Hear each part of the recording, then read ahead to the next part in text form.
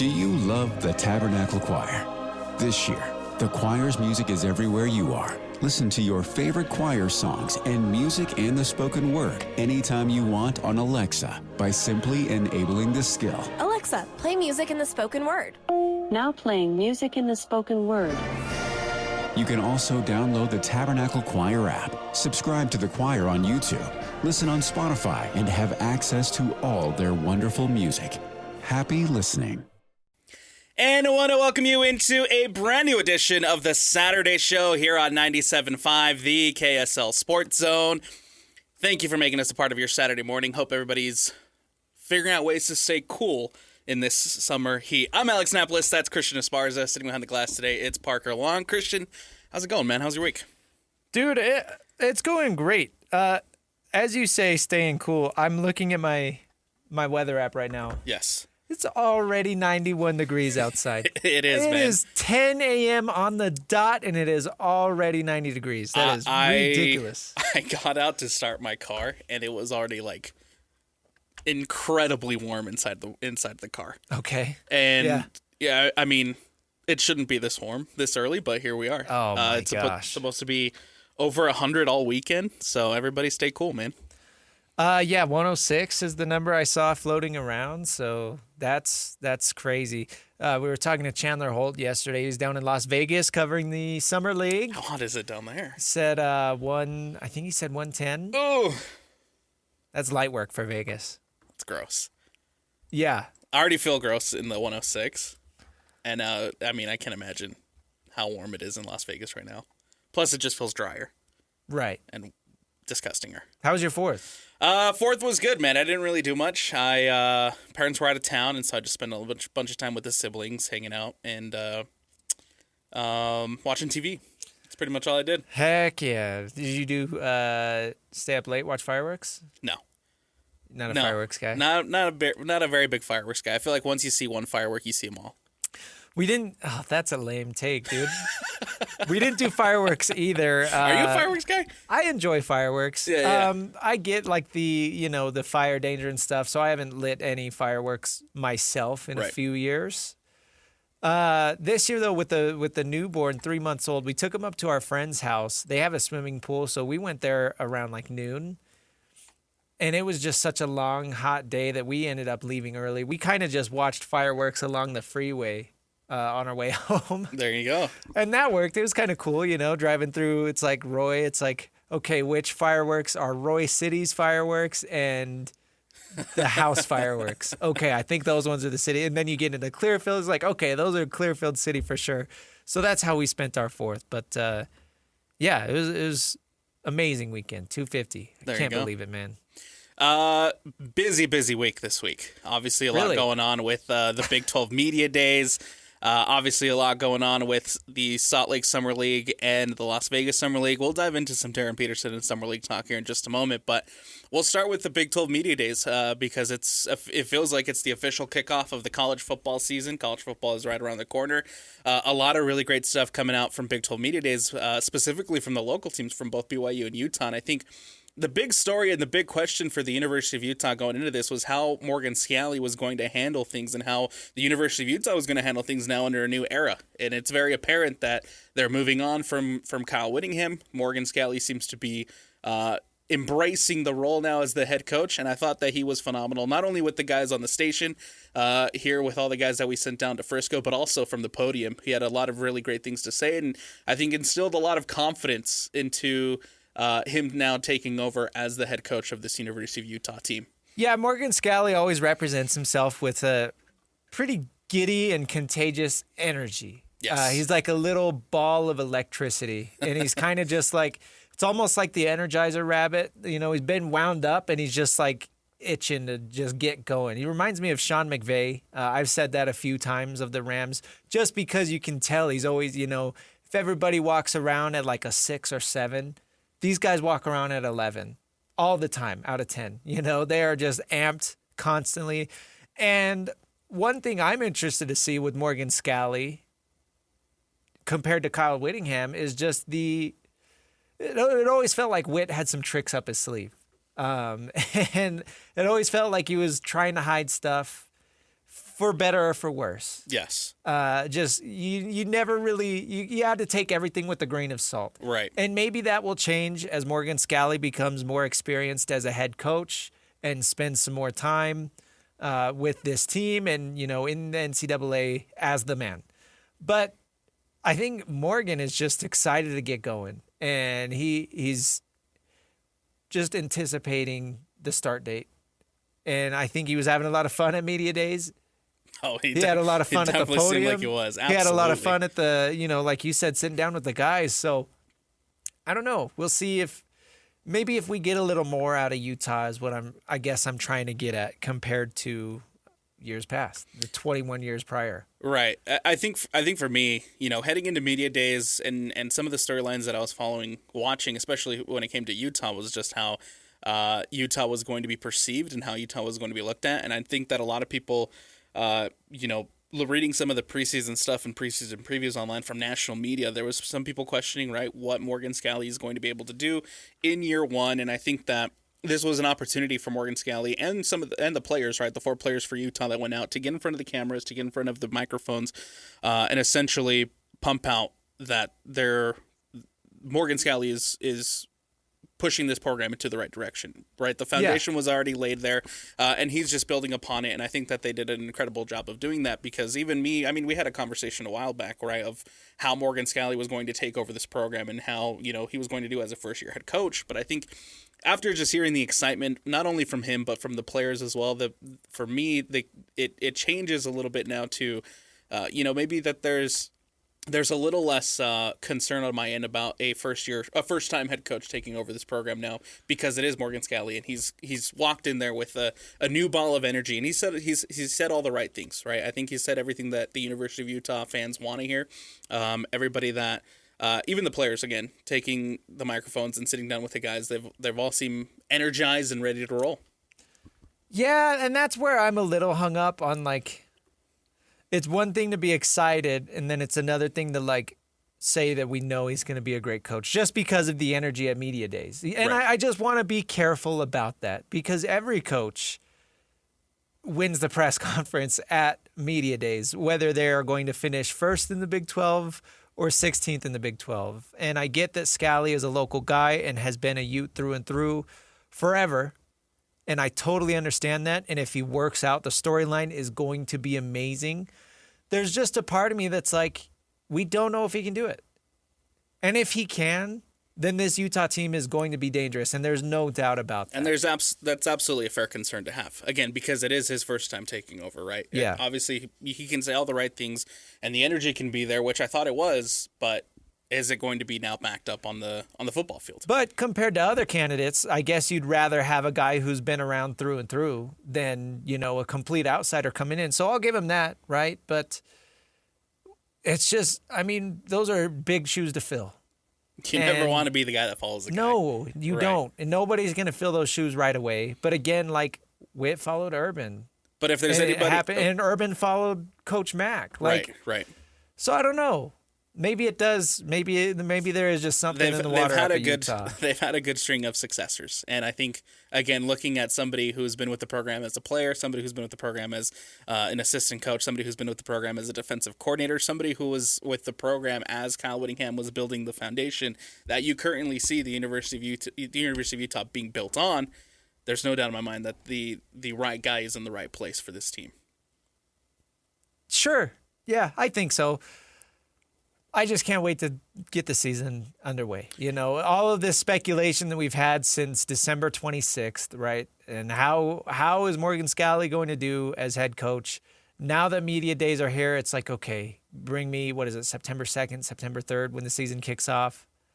Like, can't get here fast enough. I really am curious, because that's the other thing, Alex, is not only does Scally walk around with a new energy, but a lot of the team does. And you kind of hinted at it, brought it up. Like, a lot of these players are excited to see how this team changes under Scally, because it does not sound like it's going to be the same old Utah and, quote unquote, protect the defense. It seems like that is a thing of the past. And Morgan Scally is going to try and bring more of a balanced approach to this Utah team.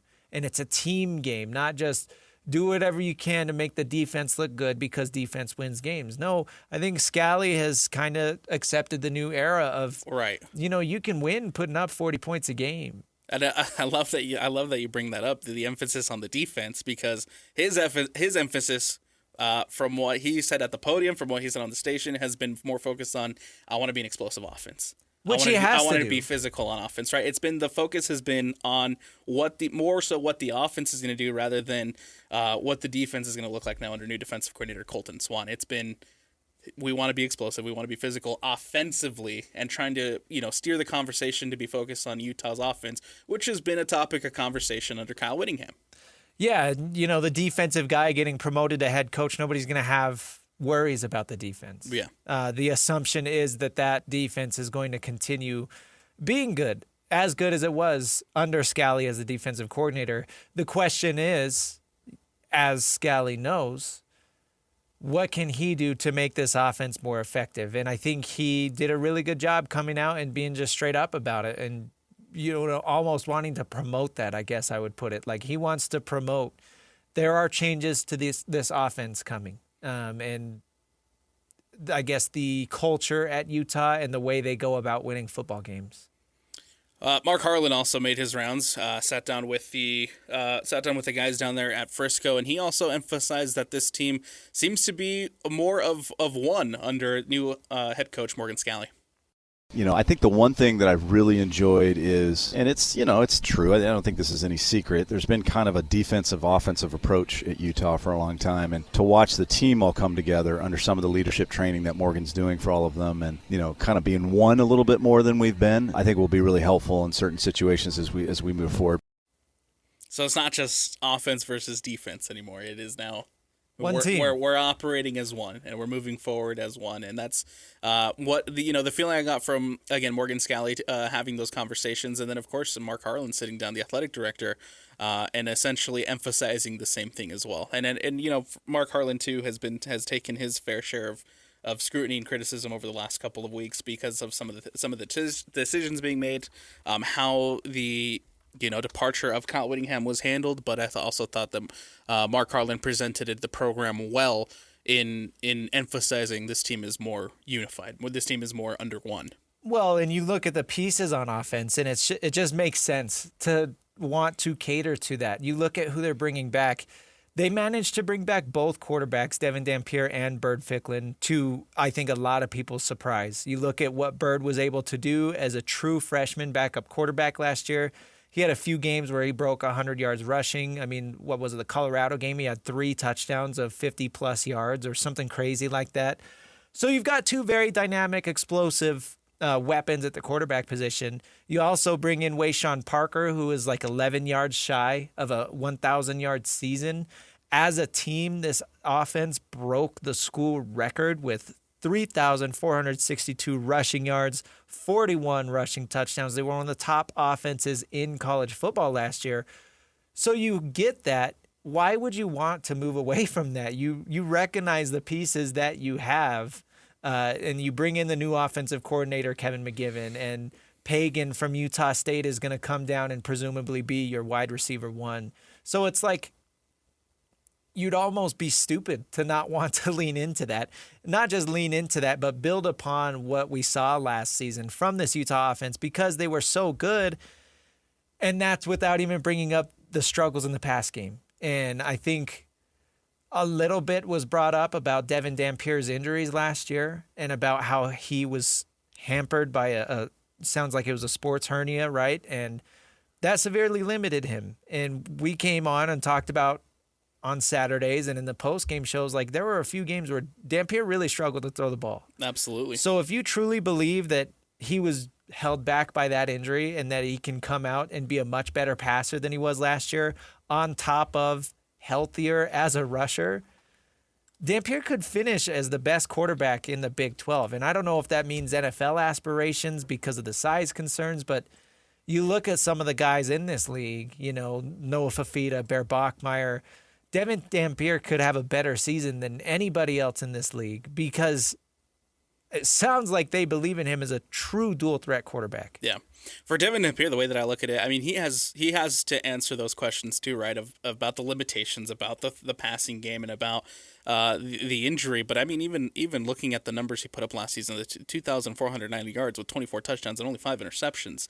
And now you're telling me that Devin Dampier's coming into the season healthy. Absolutely, he has a chance to be the best quarterback in this conference. Yeah, if he can come in and I think answer those questions quickly, the conversation will continue to evolve, and the conversation will continue to change about this Utah offense and about where Morgan Scalley can take this program in year one. Another thing too that I think will continue to be a staple for this team is, of course, Wayshawn Parker and the rushing game, and how successful and how crazy that running game was last season, where they were amongst the best. Right, they're putting up Navy numbers. They're putting up amongst the best in the conference when it came to rushing the ball. And of course, Wayshawn Parker also talked about being the clear number one running back for this Utah offense. It boosts my confidence just a little bit, because coming in, sharing the backfield was like, okay, like I got another running back that I'm comparing myself to. Now that he's saying that I need to get more carries, it's like, okay, 10 times higher. Like, now I'm that guy. Now I need to step up and prove everybody that I'm that guy and get myself out there.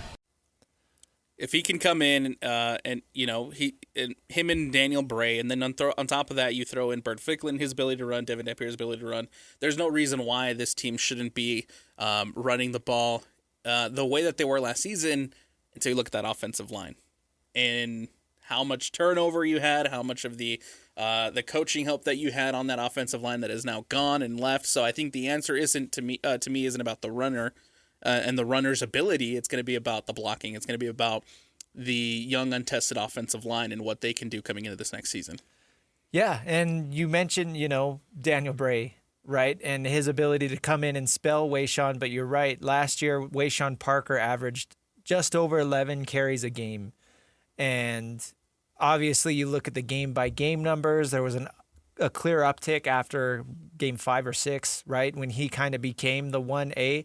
So you go into year 3 now, presuming he is the workhorse guy, and you bring in Daniel Bray as a change of pace guy. He's more speed and game-breaking ability versus a true every down back like Parker, or a Bird Ficklin, right, who's going to come in and run some of these designed package runs, and then the Devin Dampier who can just run the option.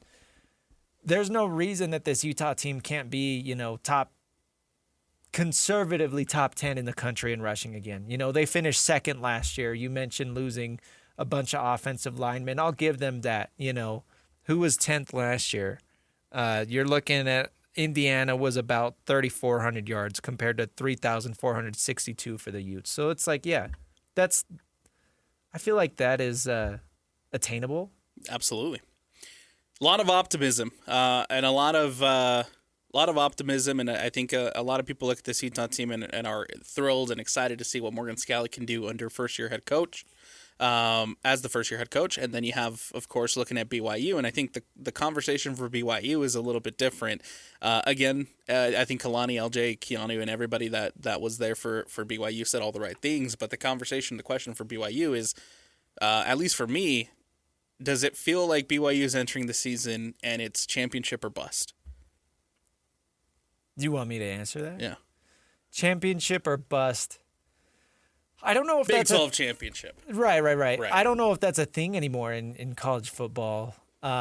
Just because it seems like you can really cure all your problems in one offseason, Yeah. But I will say, if you look at what BYU has as far as returning the quarterback, returning the Big 12 Offensive Player of the Year in LJ Martin, returning some of these studs on the defense, instead of saying championship or bust, I'd say this year's chances are as good as any, right? I don't know. Do you think their chances are better this year or they were better last year, looking purely at the roster? Because last year they had Chase Roberts, right? And we knew he was a commodity at the wide receiver position. Now going into this year, they lose Chase. On the defensive side, they lose Jack Kelly, right?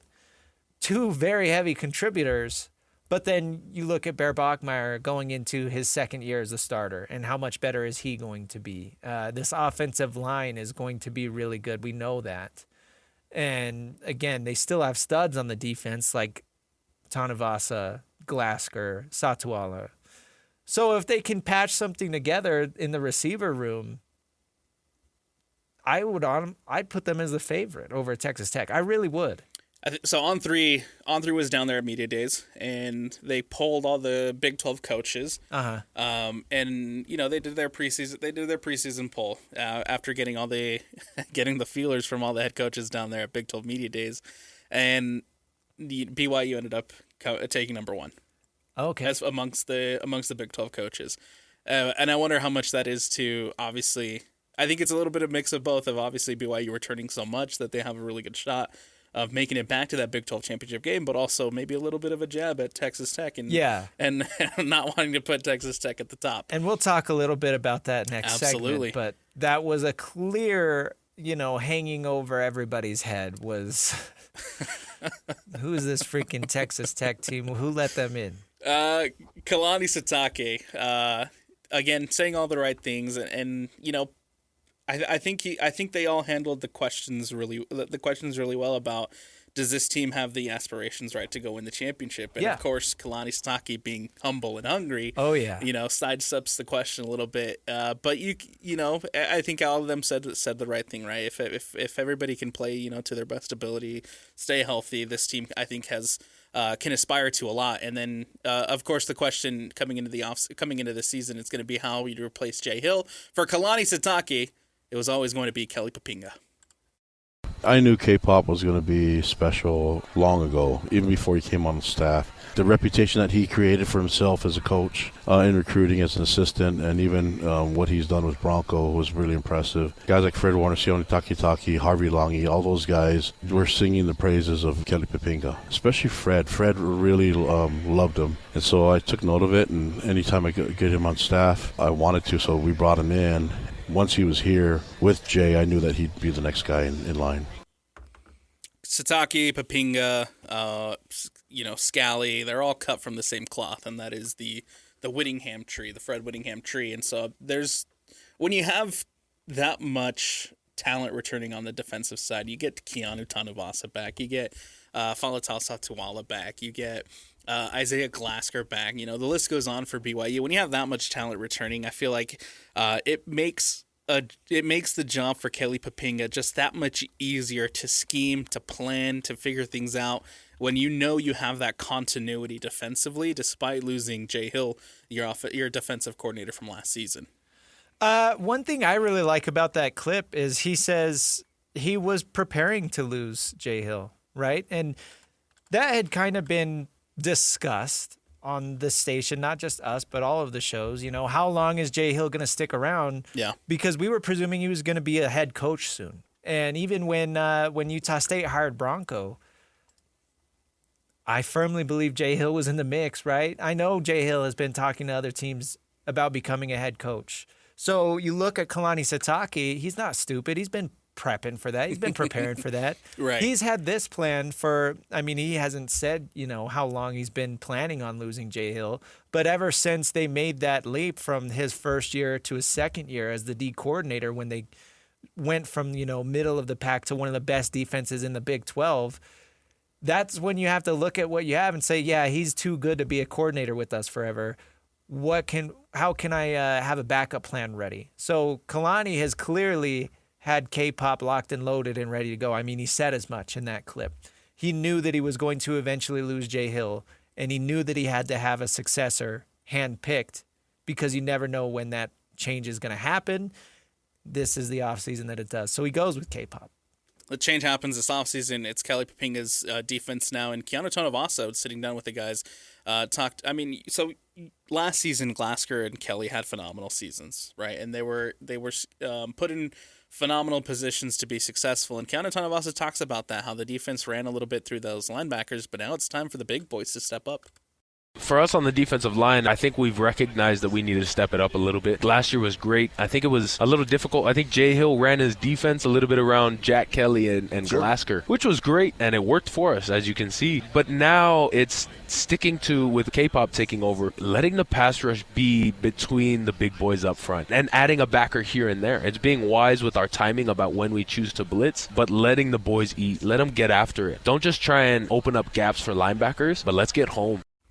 When you have a leader like Keanu Tanavasa going and saying stuff like that, right, and you have leaders across this defense, there's just no part of me that thinks that there will be a massive fall-off under Kelly Poppinga. I think, again, Kelly Poppinga and Kalani Sitake are set up to continue the dominance that BYU's defense has had through the course of the last 2 seasons.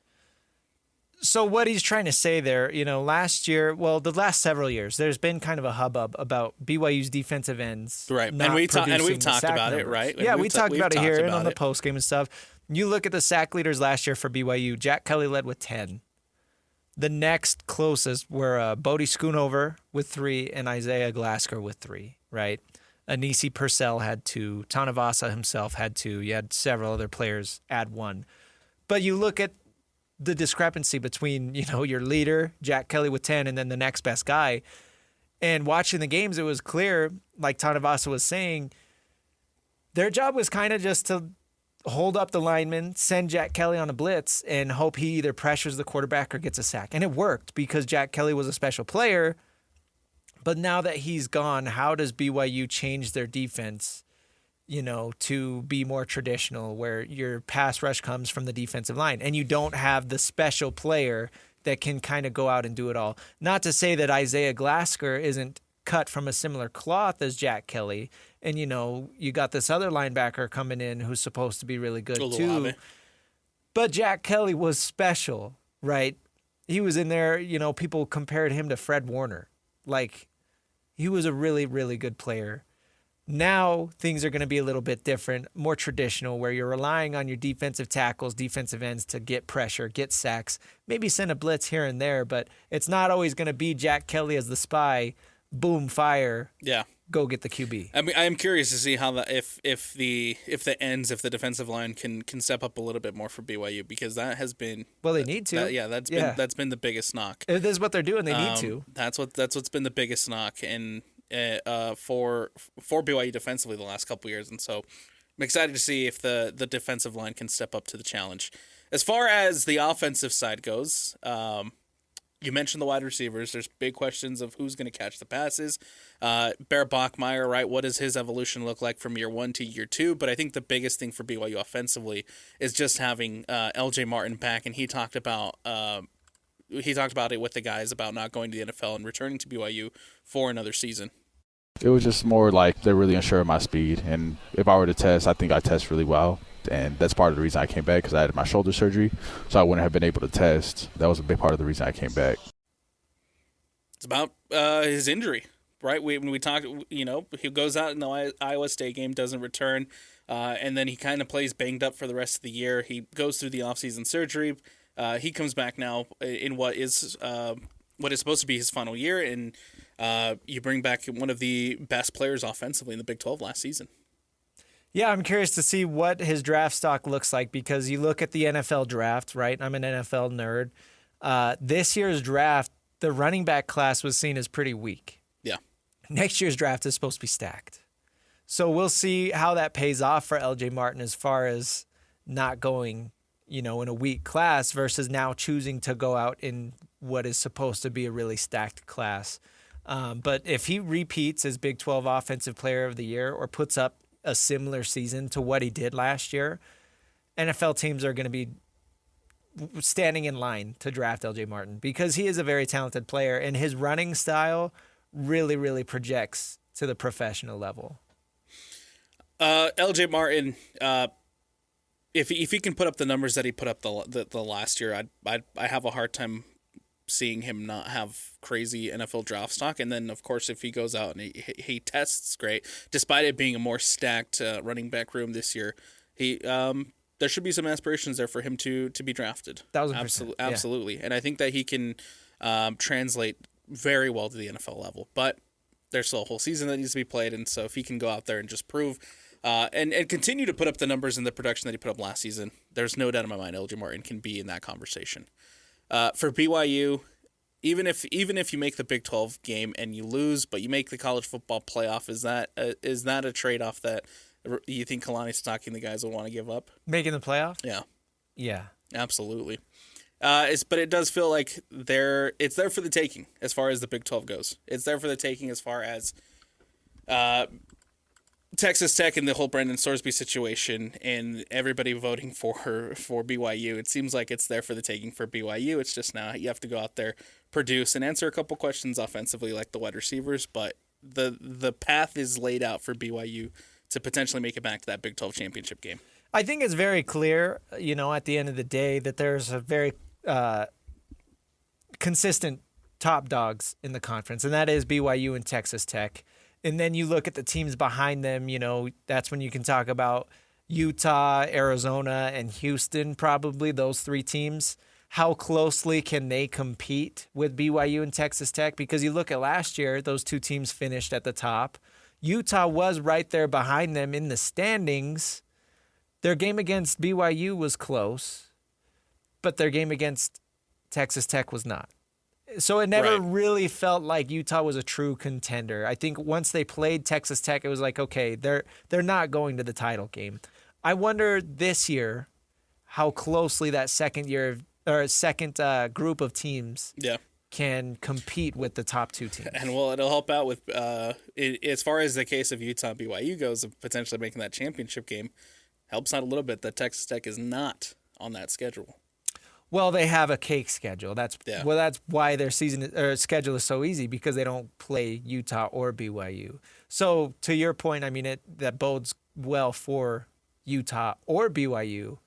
I doubt it helps both of them, because that means that there's a very clear path for Texas Tech to finish with at least 10 or 11 conference wins. Right.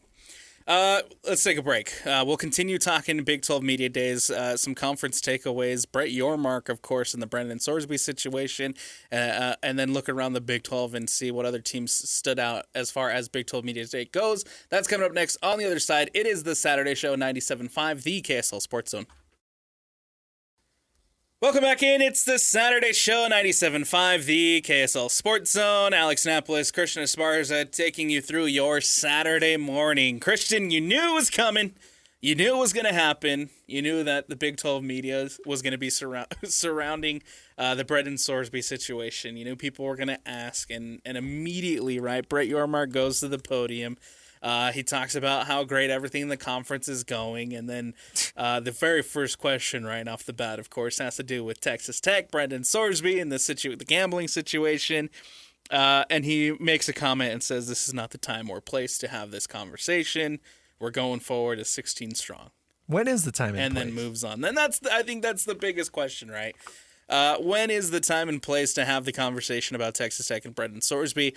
There was a report that came out from Yahoo Sports after day one where apparently the Big 12 officials, Brett Yormark, flew out to Lubbock. They had a dinner to try to reconcile with Texas Tech. And then, of course, the media's day happens. And I feel like this is an opportunity for Yormark to dive into a little bit of that and say, hey, look, we're moving forward. We're going to give the feeling that you're burying the hatchet, right? And you're moving forward together, but instead you completely sidestep the question. You completely dodge everything that comes your way about Brendan Sorsby. And, it leads to, I guess, the speculation of, oh, there's still bad blood. There's still fallout. There's still bad blood. And I'm just wondering, again, of course, how the conference is going to move forward with Brendan Sorsby and Texas Tech. Yeah, if it was resolved, I mean, how easy would it be for Brett Yormark to stand up there and say, you know what, this happened. We found a resolution. Brendan Sorsby is not going to be playing football. Texas Tech and the Big 12 are ready to move on. How easy is it to say that versus the look that you give when you say, you know what, let's not talk about it right now. And on top of that, it's like Texas Tech is walking around with this big cloud over their heads. Oh, absolutely. Not just McGuire, the head coach, and the AD, but even like the media, because now there's this like little brother picked on, what's the word I'm looking for? Complex. Yeah. they have a complex now that they are being treated unfairly. And we'll bring this up in technical fouls because a media member had a question like that. But you even see some of the stuff online, like Texas Tech media members are talking about getting out of the Big 12 as soon as they can. And the next time there's conference realignment, Tech needs to do what they can to get out of the Big 12 because the Big 12 didn't support them and stuff. And it seems like there's a resounding, okay, do it. Yeah, okay, do it. But you even look at Cody Campbell and some of the comments he made during this Sorsby saga, and it's like, oh, why do they not want Sorsby to play? It's because they're scared of Texas Tech. Nobody ever wants to see Texas Tech do good, and everybody wants to pick on Texas. It's like, dude, if you would just shut up and play by the rules and not try and be edgy and controversial, you did this to yourself. Nobody would care. You did this to yourself. And Joey McGuire goes as far to say that during one of his meetings, he says, had he known the fallout and had he known that this was going to be the reception that Texas Tech received, and got from everybody else in the conference, then they would have approached the situation differently. And hindsight's 20/20, right? You can go back and you can say, oh, we should have done this differently. But the reality is, what happened, and now you have to face the consequences of those actions. Yes. And whether that is, the Big 12 continuing forward with the lawsuit, whether that is whatever punishment that the conference decided to give Texas Tech, sometimes you just have to deal with those consequences. Do you think they should be punished? At this point, probably not. That's where I'm at too. At this point, probably not. The conversation obviously is different if the injunction would have stood, if the injunction would have... And if Sorsby would have walked out and played those games, absolutely, then that's a different conversation. But now that he's not even a part of the team, I'm sure that the lawsuit will eventually get pulled and everything will get thrown under the rug and we'll be expected to move on and forget about it. And part of the reason is the Big 12 needs Texas Tech, to be frank, because we're sitting here talking about them as one of the top teams in the conference. Right. The Big 12 right now is getting pushed aside when it comes to college football playoff expansion talk and all of that. It's all about the Big 10 and the SEC. Because the Big 12 hasn't done anything when they get to the college football playoff. The best thing that can happen is for whoever the Big 12 sends, whether it's Tech or BYU or Utah, to get into the playoff and make noise.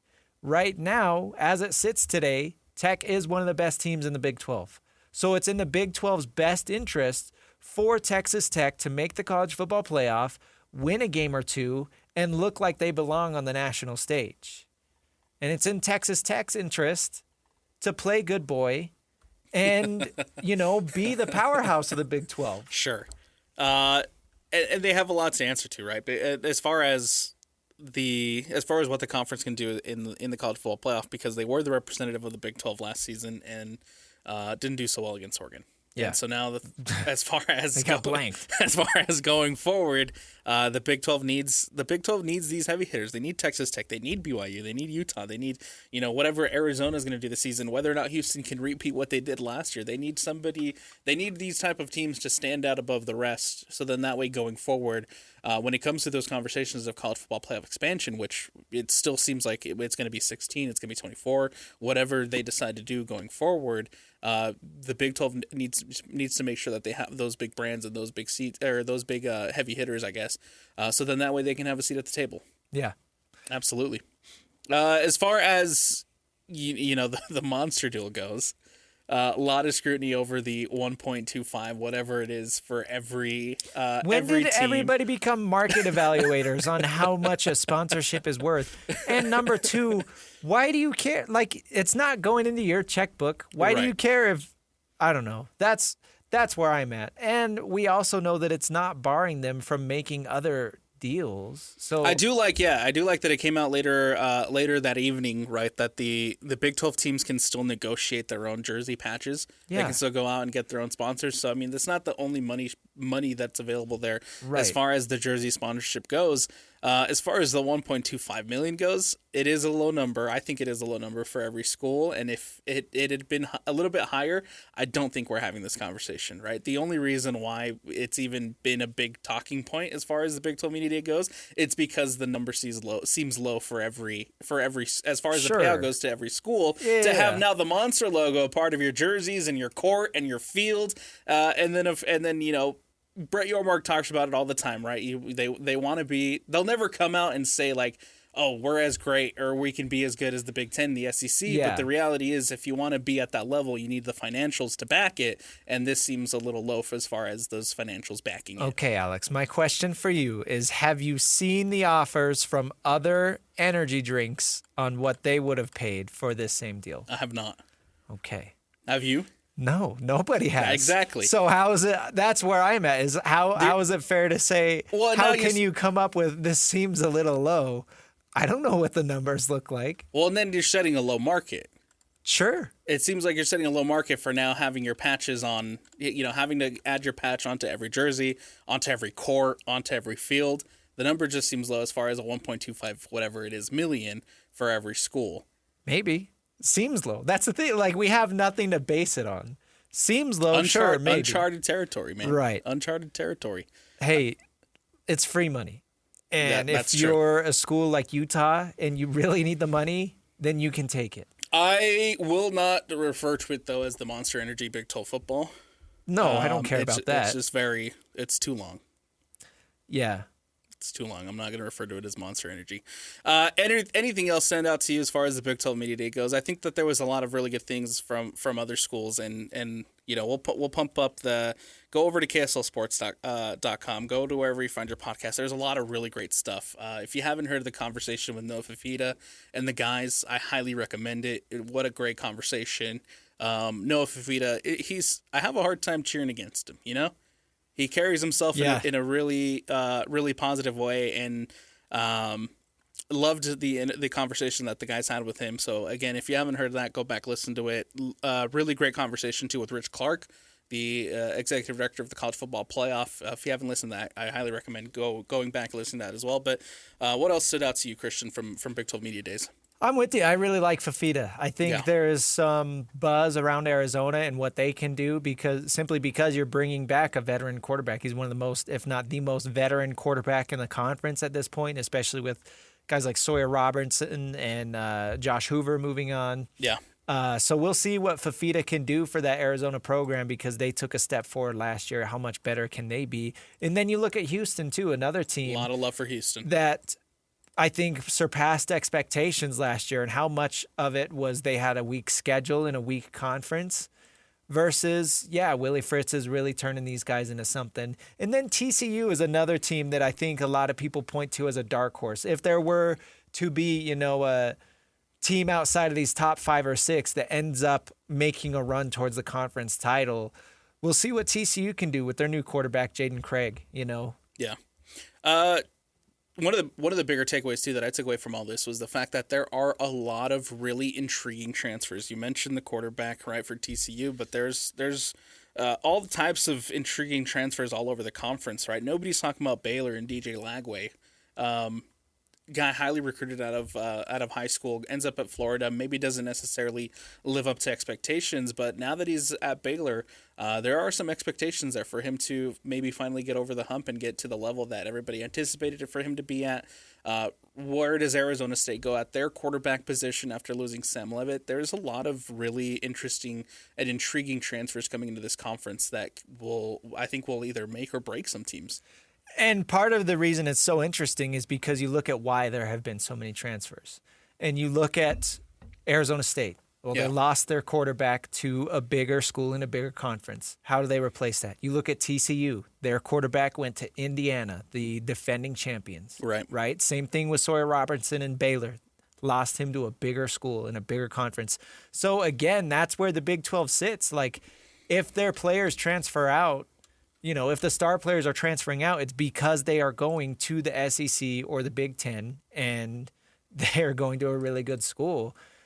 How do these Big 12 teams now step in and replace that homegrown talent with some of these other guys? Like, I don't know, you look at a guy like Lagway and it's a career underperformer.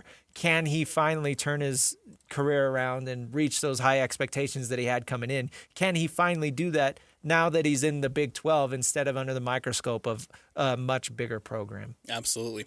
A lot of really great stuff coming out of Media Days. Again, I cannot recommend enough going over to wherever you get your podcast, KSLSports.com, and listening to some of the really great conversations that we had throughout the course of Big 12 Media Days. And we'll go forward from there, man. College football's right around the corner. This always feels like Big 12 Media Days is the official the kickoff to the college football season, and we're 49 days away from college football being played, Christian. Let's get it. Let's do it. All right, we'll take a break. Technical fouls coming up on the other side. We'll continue talking Brett Yormark. We'll also also some funny stuff coming out of Big 12 Media Days as far as the Colorado program is concerned. That's coming up next here on the Saturday show. It's 97.5, the KSL Sports Zone. You're listening to this podcast, so I know you've got a curious mind. Here's a helpful fact you may not know yet. Drivers who switch and save with Progressive save over $900 on average. Pop over to Progressive.com, answer some questions, and you'll get a quick quote with discounts that are easy to come by. In fact, 99% of their auto customers earn at least one discount. Visit Progressive.com and see if you can enjoy a little cash back. Progressive Casualty Insurance Company and Affiliates. National average 12-month savings of $946 by new customers surveyed who saved with Progressive between June 2024 and May 2025. Potential savings will vary. Make game day yours. Tickets, food and drinks, stats, and streaming. Everything you need is in the Utah Mammoth app. Download today and make game night easy. Download on both Android and iPhone. Tusk Top. Welcome back to the Saturday show, 97.5, the KSL Sports Zone. Alex Napoles and Christian Esparza. It is time for Technical Fouls, where we talk about the sillier, funnier, maybe dumber things happening in the world of sports. How about this one coming out of Big 12 Media Days, Christian? Julian Lewis, the quarterback of the Colorado Buffaloes. He was having a conversation with ESPN. And they asking him questions just about his time and his experience at Colorado. And Julian Lewis talks about Deion Sanders and the offensive coordinator and kind of their approach to how they game plan for some of these games. The most since last year to now? My play, I'm actually looking at the defenses now. Last year we wasn't really looking at defenses as much, just kind of high school free ball and just out there playing football. But, it's a lot bigger than that now, so it should be fun. I kid you not, man. Since last year to now. Saw that come across the Twitter feed, and I legitimately thought it was AI. Yeah, I thought it was a fake clip, but it actually is Julian Lewis coming out and saying that they weren't looking at defenses; they were just going out there and freestyling. It doesn't surprise me at all. And again, nerding out a little bit here because of who their offensive coordinator was. Do you know who it was? Yeah, it was Pat Shurmur, right? Pat Shurmur. Yeah. Pat Shurmur. NFL flameout. Yes. Pat Shurmur. Yep. You know who his last job was before he was with the Buffs? That I don't remember. He was the OC, offensive coordinator for my Denver Broncos. There you go. Who are those horrible orange creatures over there? So Tell them I hate you have them. experience. So I saw firsthand how bad of an offensive coordinator Pat Shurmur is. I believe he lasted 2 years with my Donks under Vic Fangio. Those offenses were unwatchable. Yeah. They were very bad, and I'm pretty sure it was Pat Shurmur's fault. Because it might actually be his fault, because Right. now Julian Lewis comes out and says, "Oh well, we weren't actually scheming for defenses." I mean, you look at his career history, and he has been. I mean, he started as a grad assistant in 1998, right? So he has clearly been doing this forever. But then you look at the on-field product, and it's like, how has he been doing this forever? Because, yeah, it's been pretty bad the last few years. Before the Broncos, he was the head coach of the Giants. Those teams sucked, 2018 and 2019. Right. Vikings offensive coordinator in 2017. Yada, yada. Anyways, looking at Colorado last year, it was pretty clear that they didn't have a game plan on offense. Well, so. and then there was that clip. I forget who their quarterback was last season, but there was that clip of their quarterback getting the play Julian call. Sayin, Julian right? Sayin, and then he looked absolutely bewildered Yeah. by what Pat Shurmur had just called. So Crazy. it was funny to hear Julian Lewis say that, and especially too. I didn't think it was a real clip, but here we are. Another one coming out of Big 12 Media Days real quick. Sean Dillon, a reporter down there from Texas Tech, and Brett Yormark, and the spicy exchange they had at the podium. Texas Tech got fined over tortillas, and tortillas were banned outright. OSU paddles broke an always maker rule, has a tradition exemption. Sorsby never played a snap for the Red Raiders. Big 12 sued them anyway, while Cincinnati hasn't been yet touched. You're selling greater than 12. Why should Texas Tech fans believe it? Can you sit? Let me come closer to you. Stand up. Ask that question again, and I'm going to give you the answer I want to give you, so go ahead. Texas Tech got fined for tortillas, and tortillas were banned outright. OSU has had paddles that were given a noisemaker exemption back in 2012. Sorsby never played a snap for the Red Raiders, and yet there is a lawsuit. Cincinnati has yet to be touched. You're selling greater than 12. Why should Texas Tech fans believe them? No, I didn't say greater than 12. You misquoted me. I said we're going forward as 16 strong, and that's my answer to your question. But thank you for that question. Appreciate it. Oh, I love everything about that clip, man. Brett Yormark, man, getting spicy, essentially walking across the stage and saying, "Hey, you need to stand up and repeat the question." Sean, the reporter guy, looking down at his paper, reading it verbatim off the verbatim. Paper. Then stands up, repeats the question, and just completely, butchers it by saying greater than 12 or whatever it was. And then Brett Yormark again sidestepping the Brendan Sorsby situation and kind of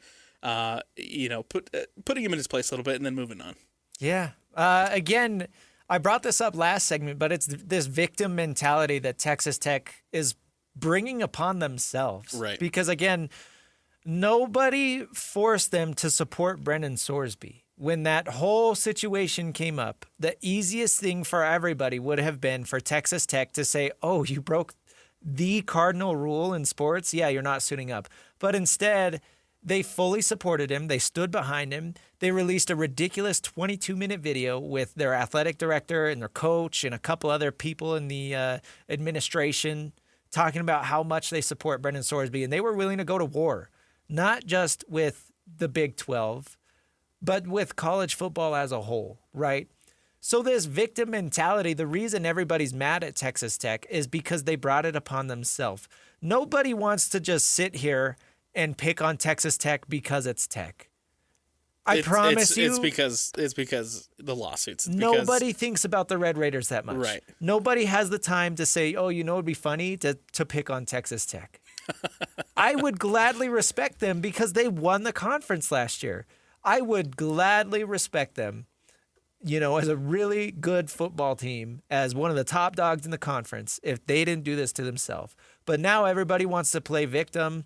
Everybody wants to act like it's the world against them when it's really them against the world. Absolutely. And it has infiltrated even the media. Even the media members covering Texas Tech have adopted the same mentality. Well, and that's the worst part. That's what's annoying about it. And then too, if you watch the video of this whole interaction with Dillon and Yormark, it's the other reporters around Dillon, right, covering their faces. The looks of, oh man, of almost secondhand embarrassment a little bit. You can see the screenshot of everybody burying their head in their hands, like, Yep. Who gave this guy a mic? I do think, too, another funny wrinkle about all this, to Sean Dillon's defense, right? This whole interaction happens on day one. Yeah. By day two morning, it is being reported out there by Yahoo Sports and Russ Dellinger that the NCAA has sent an inquiry to Cincinnati regarding Brendan Sorsby. So to his defense, there is a little validity in his question, but his question didn't be dragged on the way that it did. Well, and to his credit, to give him some speckle of credit, the Big 12 should have announced that investigation before media days had started. Why wait until day two? There are going to be questions about it. So that was a bad look on the Big 12's hand, but you don't want to be that guy as a media member. You are a media member. Stop making this about you. This is not about you. This is about the teams. sorry, but nobody cares who you are until you do something stupid. Until you look like an idiot online and you go viral. Now everybody knows who Sean Dillon from Lubbock is. That is true. I had no idea who he was until yesterday, or until Tuesday. Well, that's what he wanted, I guess. We got time for one more real quick, Christian. What do you got for us? NBA Summer League is going down in Vegas, and what happens in Vegas stays in Vegas, Alex. But this one might have some lasting implications. Former teammates Bam Adebayo and Tyler Herro reportedly got into a little scuffle at a practice court. Sounds like it was at a practice for Tyler Herro's AAU team. I'm forgetting where the practice court was. I think it was like Resorts World or something like that. Yeah, that's right. And I don't know why Bam Adebayo would have been there, but apparently, Bam walked in, some words were exchanged, and the latest report says Bam did not hesitate to walk up and quote-unquote strike Tyler Herro. What is the 5 fingers say to the face? What? Slap! That's a good one. It sounds like, I don't know if it was a slap or a punch, but you look at some media stuff from Tyler Herro yesterday, it looked like he had a little mark under his eye. Yeah. Bam Adebayo punched Tyler Herro at Summer League. This is so funny. That is insane. Did anybody? Here's my question, right? I hope first and foremost, I hope everyone's good. Everyone's okay. Secondly, did nobody record? Why haven't we seen a video pop up of this whole altercation? Because the second it happened with Draymond and Jordan Poole, the videos were surfacing less than an hour later. And was it that fast? I thought it took some time. I thought it was pretty quick. I would be surprised if we don't have video by Monday. Yeah. I don't know. TMZ works pretty dang hard, especially in the Sin City. In this day and age, everybody's recording. Everybody's got a phone out there. I'm sure a video will come out. I haven't seen any videos yet, Christian. But maybe it was too fast. I don't know. It sounds like Bam literally just walked up and punched him, kind of Chris Rock style. Animosity, man. I'm curious to see now, too, how these two will react when they face off each other. From best friends and teammates to now. How sad. Not so much. Tragic. It's like a Shakespearean tale. Let's take a break. Speaking of Summer League, the Utah Jazz went undefeated in Salt Lake City in their Summer Leagues. We'll talk Las Vegas, we'll talk Salt Lake, and we'll talk Darryn Peterson coming up next on the other side. It is the Saturday show. It's 97.5, the KSL Sports Zone. Overwhelmed? That was me with diabetes. Hey, I'm Jabron. Between teaching and coaching, managing diabetes felt like an extra job. With the Freestyle Libre 3 CGM, I get real-time glucose readings and have the insights to make informed decisions. My life feels lighter now. Learn more at freestylelibre.us. The views expressed should not be used for medical diagnosis or treatment as a substitute for professional medical advice. Individual circumstances may vary. For prescription only. Safety info found at freestylelibre.us. This episode is brought to you by Progressive Insurance. Do you ever think about switching insurance companies to see if you could save some cash? Progressive makes it easy. Just drop in some details about yourself and see if you're eligible to save money when you bundle your home and auto policies. The process only takes minutes, and it could mean hundreds more in your pocket. Visit Progressive.com after this episode to see if you could save. Progressive Casualty Insurance Company and Affiliates. Potential savings will vary. Not available in all states. Welcome back into the Saturday show, 97.5, the KSL Sports Zone. Thank you for making us a part of your Saturday morning. Alex Napoles and Christian Esparza taking you through this Saturday. And let's talk Utah Jazz. Let's talk Summer League basketball. And, of course, let's talk Darryn Peterson. Darryn Peterson and the Utah Jazz went undefeated here in the Salt Lake Summer League. Now they've moved on to Vegas. They had a massive matchup on Thursday night between the Wizards and, of course, AJ Dybantsa. Probably the most anticipated game of the entire Summer League. And you know, I know typically Summer League doesn't take the forefront, but because it was AJ Dybantsa and because it was Darryn Peterson, a lot of eyes were on that matchup on Thursday night, Christian. The Jazz ended up losing, but a lot of really great stuff coming out from Darryn Peterson still. Was there? Well, this was a terrible game. As far as you know, just the whole Summer League in total. Okay. In total, right? He looked great in Salt Lake. In Salt Lake, he looked fantastic. But Thursday night, I mean, the whole Jazz team Thursday night looked. Both teams. It was. Ugh.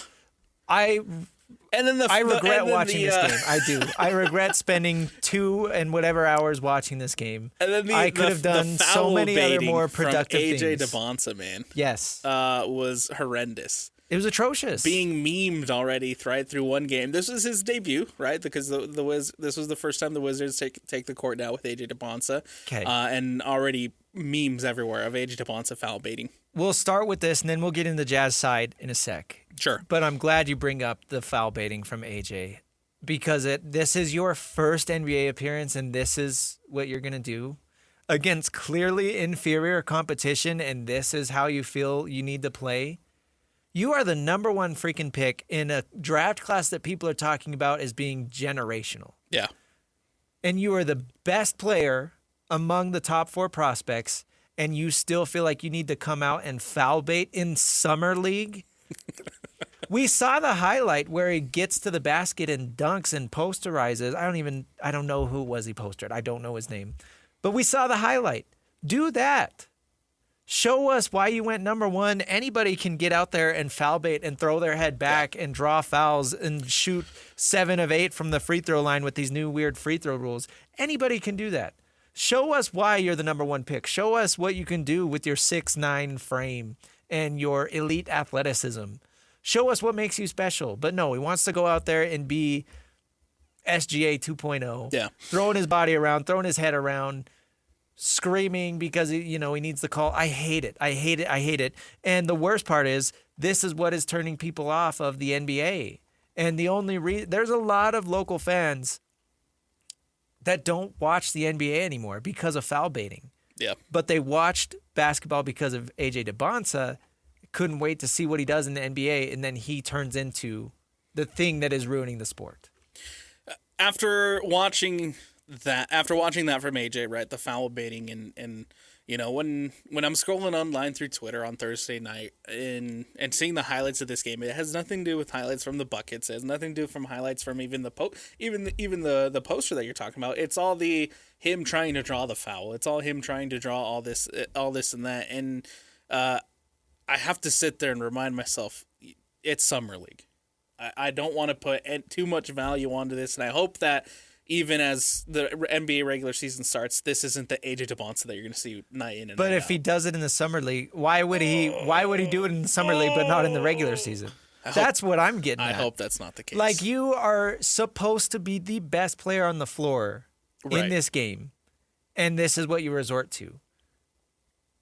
I don't know. It kind of broke my heart a little bit, Alex, if I'm being honest with you, because there was all this hype about how good of a prospect AJ Dybantsa is supposed to be, and we see the flashes. I get it. But, like, again, you are the number 1 pick in this draft, this very special draft, and you want to come in and just foul bait the entire game. When's the next Wizards game in the Summer League? Don't care. I will probably watch to see if that continues. Because if it does continue into the second game, then I will be... Tomorrow. 6 p.m., they're playing the Kings. Oh, right before the Jazz. Right after. Right after the Jazz. As far as Darryn Peterson goes, what was it, 8 turnovers and 9 fouls? First of all, I think the whole 10 fouls rule is kind of lame. You get 10 fouls in Summer League before you foul out, and Peterson essentially goes and almost fouls out with 9, and then he has the 8 turnovers as well. And again, not the Darryn Peterson that you saw in Salt Lake in front of the Jazz fans and up at the Huntsman Center was very different from the one that you saw on Thursday night. And I wonder how much it plays into this whole AJ versus Darryn Peterson conversation. To be honest with you, it looked like something was on his mind. It looked like he was off. And I don't know if it was AJ Dybantsa. I don't know if it was he was stressed because he basically started the game off with a turnover and it was all downhill from there. Or if it's because the fouls kept racking up and they were ridiculous fouls. The charging foul, the offensive foul that he had towards the end of the game. Oh, yeah.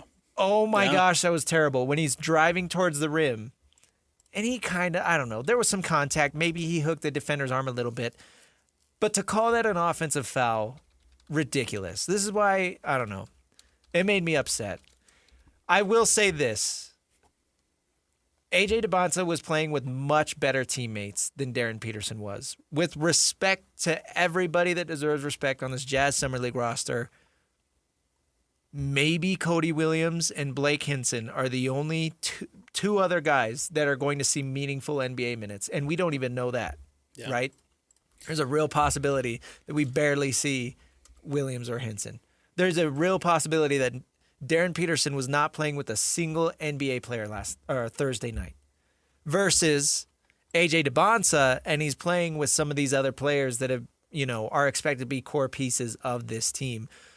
So when you are playing with a significantly worse roster, it's really hard to look good, even if you are the focal piece.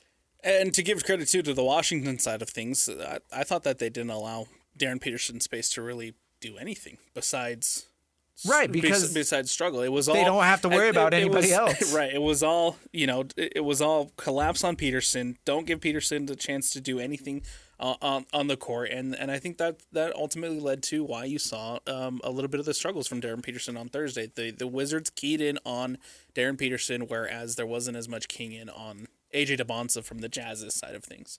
Right. The Jazz's whole game plan was not stopping A.J., versus it was pretty clear the Wizards' game plan was let's do everything we can to stop Darryn Peterson.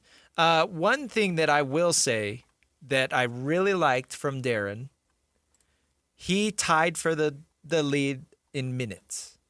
Him and Cody Williams both played 30 minutes in this game. Again, led the Jazz, led both teams in minutes played. That's a good thing. With Darryn Peterson's injury history and the concerns coming in, and I get that it's one summer league game in Las Vegas. But you know what? Vegas is 115 degrees right now. If you're going to cramp up, those are the conditions you expect to cramp up. So for Darryn Peterson to come in and play 30 minutes in this game against a tough team where they are double teaming him the entire game after already playing 2 or 3 games last week, right? I'd say that's a good takeaway. That's a green flag. That is absolutely for Darryn Peterson to come in and play 30 minutes in this game. Absolutely. You bring up Cody Williams, and curious to get your thoughts on Cody through Summer League so far. This is a guy who's entering year 3. I thought he showed some good signs in Salt Lake, but then again, I think he struggled in Vegas, and I think you want more, and you anticipate more, and you expect more from a year 3 Cody Williams. Yeah, a third-year top 10 pick should be one of the best players on the floor in Summer League. Absolutely. You look at last year, Bryce Sensabaugh balled out in Salt Lake Summer League, and he played so well that they didn't even send him to Vegas. And that's what they should be, you should expect from Cody Williams. And I get that, Sensabaugh is more of a day one contributor than Cody Williams is. He's still a project, still working on his body. He's very clearly added muscle to his frame. He's getting bigger. And I don't think that's going to stop anytime soon. As far as the ball handling thing, they were very clearly switching off on who's the lead ball handler, Cody Williams or Darryn Peterson, and they were kind of taking turns or getting runs here and there. I will say Cody Williams is a better ball handler than I maybe was going to give him credit for. He's a better ball handler than I thought he would be. I don't know if that's his future in the NBA. Ben Anderson said it best. I think when it first came out that they were going to have Cody Williams handle the ball, he said something like, a player going into his 3rd year and they're giving him a new role, sometimes that's a good thing. Sometimes it's, hey, we're kind of running out of room for you on this roster. Can we throw this at you and hope that you can pick it up? That's what it kind of feels like. But again, the Jazz have a need for a backup ball handler outside of Isaiah Collier, right? That is a very clear need. Is that Cody Williams' role in the NBA? I don't think so. I think if he is to hit his ceiling, it's as a 3-and-D guy, not as a, backup point guard. So I don't know. That's my concern. He didn't blow me away. He didn't make me say, man, this guy should never bring the ball up the floor again. I don't know. It's only one Summer League game. And again, the Wizards' whole focus was stopping Darryn Peterson. So we'll see how it goes the rest of the Summer League, I guess, before we make any assumptions. I do want to see Cody Williams take some steps forward. I think he has the ability, in the next few games. We'll see what he does tomorrow against the Clippers. He should be looking like one of the best players on the floor, and he hasn't so far. Tomorrow, Jazz and Clippers. Christian, you mentioned it. Tomorrow, 8 p.m. on Prime Video. We'll see if Darryn Peterson can work out of that slump a little bit that we saw from Thursday night, and we'll see if Cody Williams can show a little bit more during the Summer League. One of the guys who showed a lot in Summer League so far, Caleb Wilson, man. He looks like a star. That performance with the Chicago Bulls. And I know again, right? We can't overreact, underreact to Summer League. At the end of the day, it is Summer League, but Caleb Wilson, man, got the best of Boozer in a comeback win for the Chicago Bulls. And Caleb Wilson, man, he's looking good. Yeah. So the funny thing is about the Darryn Peterson, 35 points. The Darryn Peterson game versus AJ Dybantsa is there were so many Jazz fans saying that they were melting down, saying they made the wrong pick. They should have just went with Boozer. They should have traded up to AJ. AJ was clearly, whatever. But then you have Caleb Wilson, who was by far the consensus fourth pick. Yeah. And he comes out and has the best debut out of any of these rookies in the Summer League. His whole thing coming in was he was going to have the flashiest highlight tape with all the dunks. And what does he do last night? He's hitting step-back threes. And it's like, where did this come from? So, again, you got to take everything with a grain of salt because it's Summer League. Yeah. But I will say, if Caleb Wilson can be a deadly three-point shooter, to that point, he made 7. On top of what he does on the inside and on defense, he could have a chance of being the best of these rookies if that stays consistent. Right.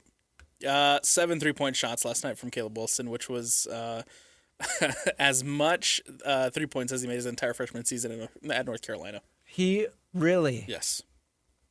Oh my gosh. His biggest question mark, I think, coming into the draft was the offensive profile as a prospect. And now I think he goes and he kind of silences that a little bit last night with that performance that he did that he put up with the Chicago Bulls yesterday. Well, for now, and again, once it comes to regular season, right. If he's bricking threes, everybody's going to say, yeah, that's why he went fourth and not first. We'll see if he can continue to carry that into the regular season. Axel Lendenborg also had a good performance for the Golden State Warriors, and then Keaton Wagler, who struggled for the Clippers. And you'll have what's anticipated to be Keaton Wagler and the Jazz. Keaton Wagler going against Darryn Peterson and the Jazz coming up tomorrow. Yeah, and as far as second-year players, disappointed that we didn't get to see Ace Bailey help out Darryn Peterson on Thursday night. I think the game would have been dramatically different if Ace Bailey were on the floor because you can't double-team Darryn Peterson the entire game if Ace Bailey's out there. I think the Jazz would have won if Ace Bailey were to have played. So we'll see if we get to see Ace with these back spasms that have held him out the last couple of games. But for Brooklyn, Yegor Demon has been playing really, really well. I've seen a lot of people excited about what he's bringing, former BYU player. It's so crazy to me how, me personally, I forget about Demon because the conversation has been AJ Dybantsa, right? And what he did for BYU last season that I forget that Demon was also here. He's on the Nets. He's forgettable now. Yeah, exactly. I know what you mean. But he's looking at him to make a good jump in year 2. And he has a very clear runway to do it. I know they drafted so many guards last year, and he was one of them, but he looked really good as a rookie. I mean, all those 3-point shots he made, and he break the record for consecutive games with a 3-point make or something similar to that. Lines, yeah. And then he had to sit out the last couple months with an injury, but he has shown a ton of promise as a rookie and then now as a second-year player in his summer league. So definitely going to continue to keep tabs on Yegor Dioman and what he does for the Nets. The Jazz will also be back in action Monday night against the Chicago Bulls. So we'll have, again, what we anticipate is going to be Darryn Peterson taking on Caleb Wilson before they wrap up Summer League on Wednesday night against the San Antonio Spurs at 7:30 on Prime Video. We'll We'll take a break. Coming up next, we'll head into 5 minutes of. There's still plenty to talk about. Not a lot of time left in the show to talk about it. And, of course, we're going to start with Victor Wembenyama and the extension that was announced last night. He's a saint. That's coming up next on the other side. 5 minutes of. It is the Saturday Show, 97.5, the KSL Sports Zone. When she said I don't dance now, I make money moves, that was a mission statement for a whole new generation. Respect, but that's not the Mount Rushmore. Listen, cash rules everything around me. When that line dropped, it changed the whole hustle. The greatest tracks are never finished. They're just debated forever. Introducing the Sprite Living Tracklist. 50 tracks that shape the culture from 6 decades of hip-hop. Scan the QR code on a Sprite or Sprite Zero Sugar to see the full breakdown. Obey your thirst. Sprite. Insurance isn't one size fits all. That's why drivers have enjoyed Progressive's Name Your Price tool for years now. With the Name Your Price tool, you tell them what you want to pay, and they'll show you options that fit your budget. So whether you're picking out your first policy or just looking for something that works better for you and your family, they make it easy to see your options. Visit Progressive.com. Find a rate that works for you with the Name Your Price tool. Progressive Casualty Insurance Company and Affiliates. Price and coverage match limited by state law. Welcome back to the Saturday Show, 97.5, the KSL Sports Zone. Alex Napoles and Christian Esparza here with you as we dive into 5 minutes of still plenty to talk about, not a lot of time left. And we'll start with Victor Wembenyama and the San Antonio Spurs as they've agreed to a new 5-year, $252 million contract extension. And Wembenyama has reportedly left some money on the table in doing so. The new deal is reportedly a rookie scale contract extension that has a 5th-year option. Some of the iterations of the deal included a 30% supermax, bringing it that would have brought it to $303 million over its lifespan, but instead Wemby opted for the 25% maximum to give the Spurs extra financial flexibility, taking a page out of the Jalen Brunson book, so that the Spurs can compete with the rest of the This NBA. is where I'd put a trophy if I had one. So it's funny because everybody's comparing it to Jalen Brunson. Jalen Brunson passed up on over $100 million. Right. And don't get me wrong, $50 million is nothing to scoff at, right? I would gladly take that $50 million that Wemby is passing up on over the lifetime of this deal. But I hate that you're comparing it to Brunson. Well, I hate the look of, like, the only reason you do this is for the look of it, right? Right. Nobody cares if Jalen Brunson passes up on money until they win the title. Then it says, oh, they were able to do this because Jalen Brunson passed up on $100 million. With Victor Wembanyama, there's all this speculation before the deal is announced. There's some rumors that, oh, he's gonna take a pay cut just like Brunson did. You know, the star of the team that just won the title. He's gonna do the same thing because that helped the Knicks win. And then the contract comes out. Hey guys, I'm taking a pay cut. Instead of a supermax, I'm taking the max.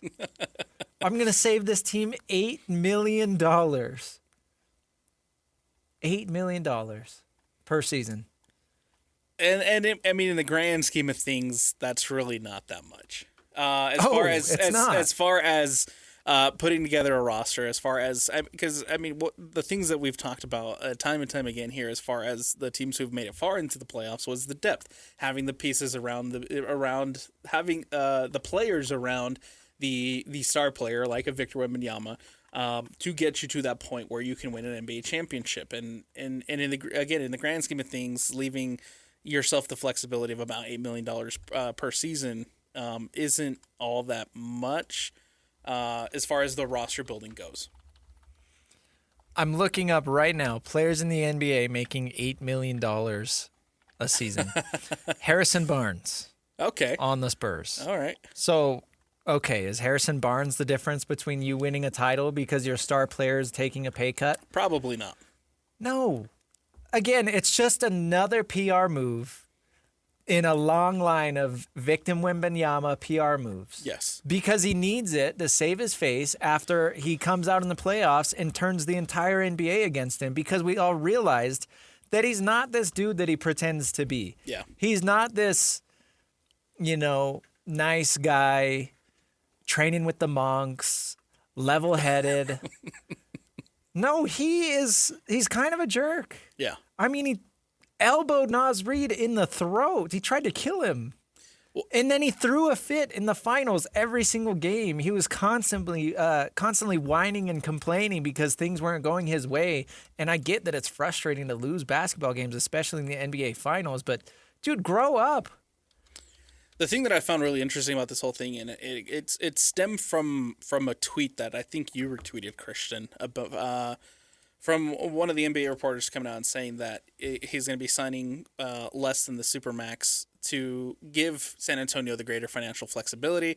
And then obviously everybody runs with that and starts painting him as, the PR win, right? The absolute hero move of, oh, this guy's taking less than probably what he would have wanted, or probably what he would have garnished as with the Supermax. So then that way that they can build around him and he comes out as the hero. But really, it's just it's the way that this whole thing has now been spun for Victor Wembanyama.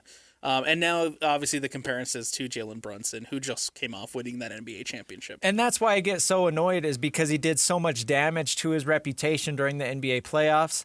What does he have to do? He has to save face. So he wants to come out and look like the hero, like you're saying, by taking this pay cut, passing up on $50 million over the span of 5 years, because he takes not the Supermax contract, he takes the max contract, which is absolutely ridiculous. If you're going to take a pay cut to help your team win, then be serious about it. Do what Tom Brady did. Okay, I don't know the exact numbers, but I do know for a fact Tom Brady was not the highest paid quarterback in the NFL during his prime, and I don't believe he was even close. Is Victor Wembanyama going to be one of the highest paid centers over the life of this contract? Absolutely. Yes, he's going to be very close. It's going to be about, I think it starts at like $50 million a year. That's Jokic money. Okay.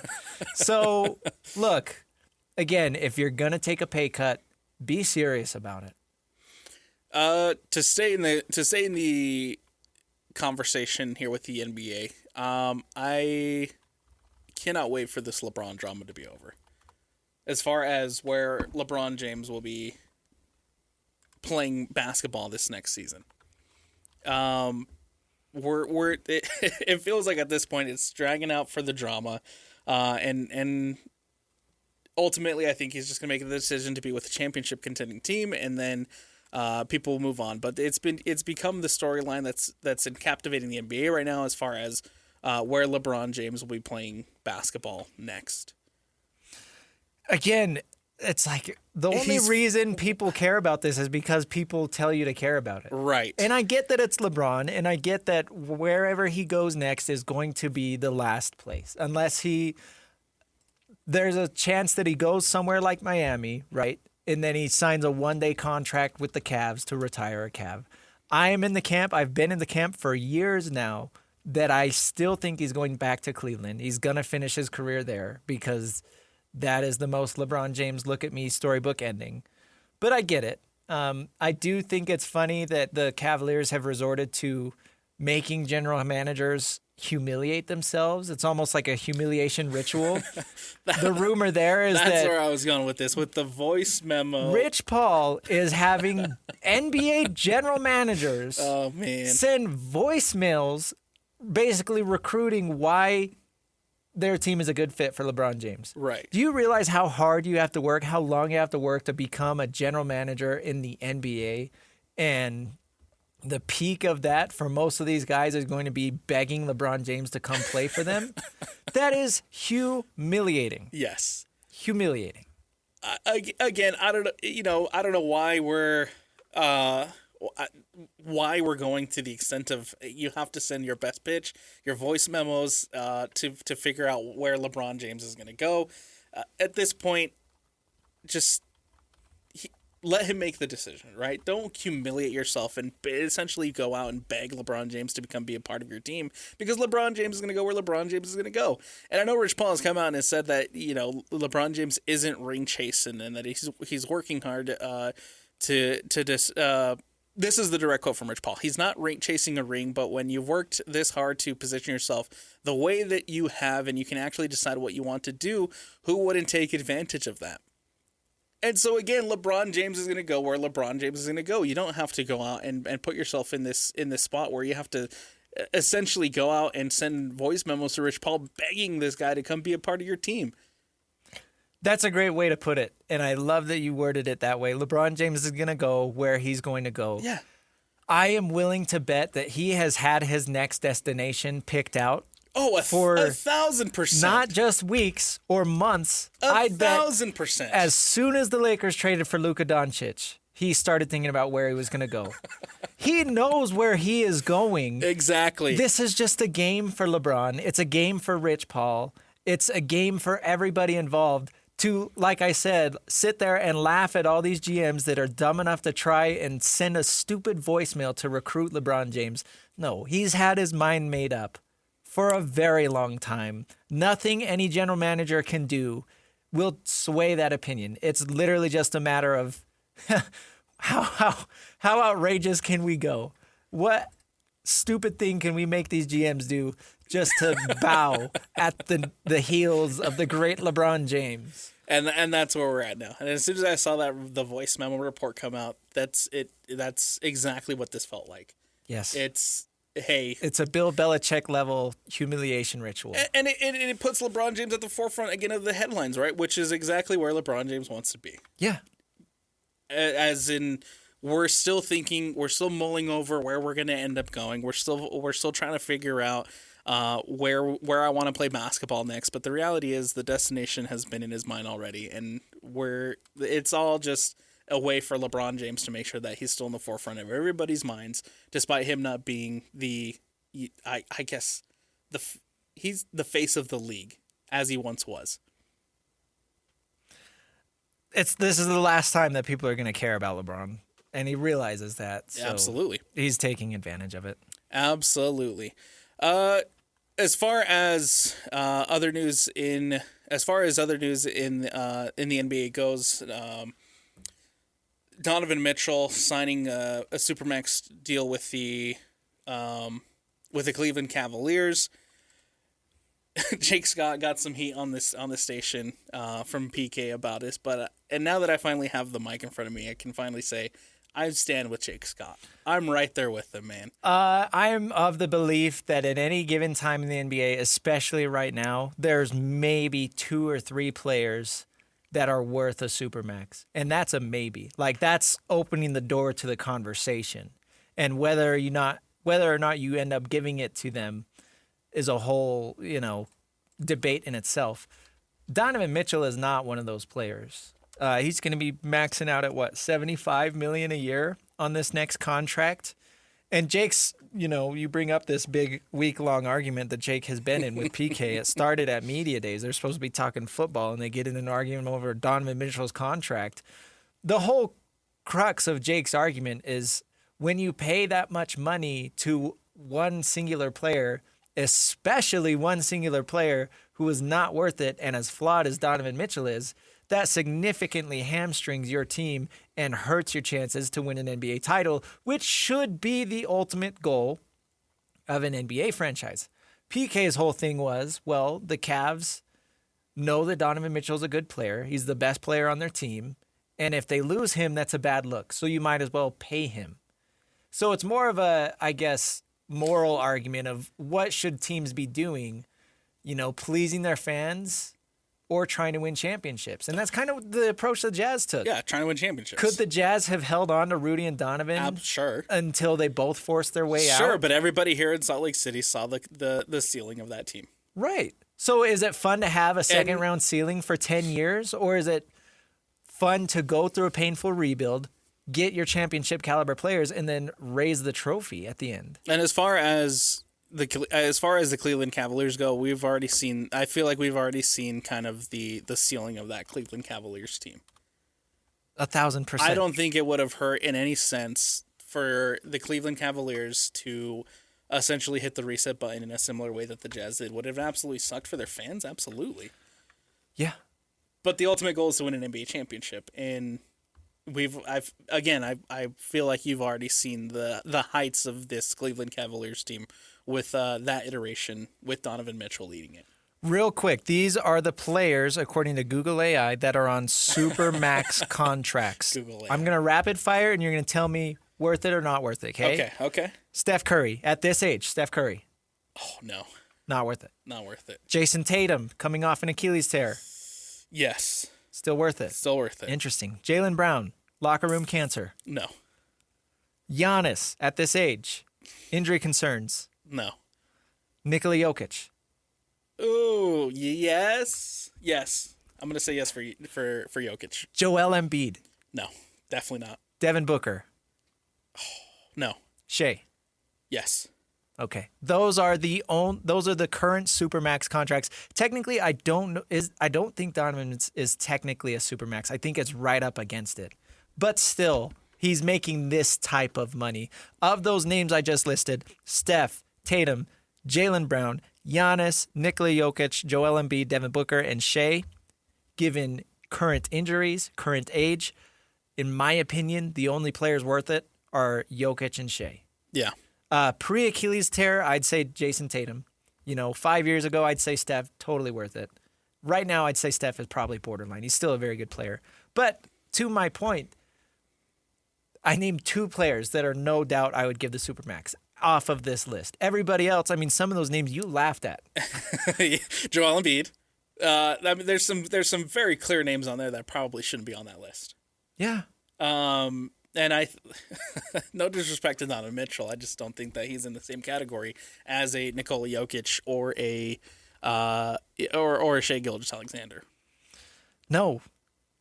And he's not. But now the Cleveland Cavaliers have hampered themselves to a Donovan Mitchell who is again not in the same echelon as somebody who has won the ring, like a Nikola Jokic and like a Shai Gilgeous-Alexander. So Donovan signed a 4-year, $273 million contract. Technically not a Supermax because a Supermax would have been a 5-year, $350 million deal. But the AAV is pretty dang close to a Supermax. It's right underneath it. So, yeah, he's not – you look at the accolades that some of these other players have won. Steph Curry has multiple titles. Absolutely. Tatum has a title and has been there multiple times. Jaylen Brown, Finals MVP. Yes. That's anyways, Giannis has a title, MVP, 2 MVPs. Jokic, 3-time MVP. Embiid at least has an MVP. Devin Booker hasn't won anything. SGA, a title, and 2 MVPs. Right. Donovan Mitchell hasn't even sniffed any of these accolades. I don't think he's ever been in MVP conversations. No. That I can remember. I don't think he's this is what they're for the first time they've gone to the conference championship. This was his first time out of the second round. Right. This year. And it took him how many years? 9. There you go. So again, I side with the side of you have to, if you're going to Supermax somebody, you have to give it to the right player. And I just don't think Donovan Mitchell is that right player. And again, there are like 2 or 3 right players in the entire NBA. All right, let's wrap things up on the other side. Here on the Saturday show, it is 97.5, the KSL Sports Zone.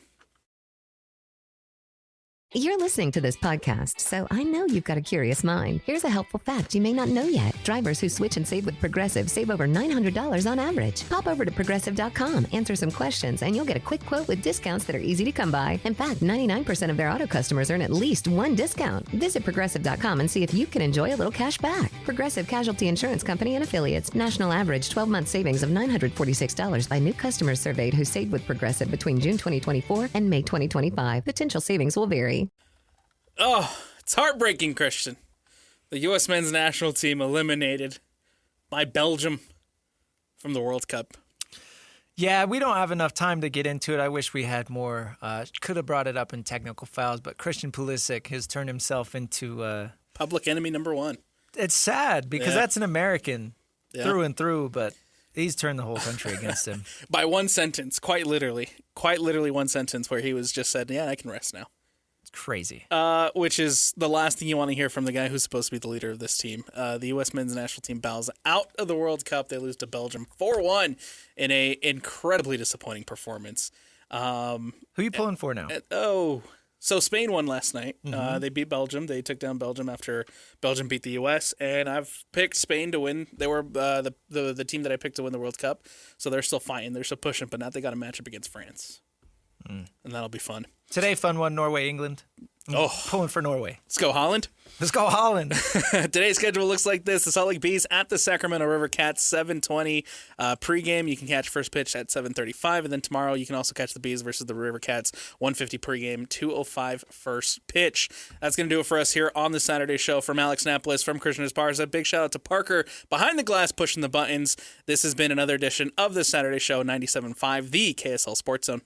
Ever notice how life's best stories don't happen in your living room? They happen on the open road, out on the water, or parked under the stars. At Progressive, they get that you want to focus on the experience, not worry about the what-ifs. That's why they offer quality insurance designed for your ride, whether that's a boat, RV, or motorcycle. Adventure with confidence. Visit Progressive.com and see how easy it is to protect your favorite way to get away. Progressive Casualty Insurance Company and Affiliates. Not available in D.C. Prices vary based on how you buy.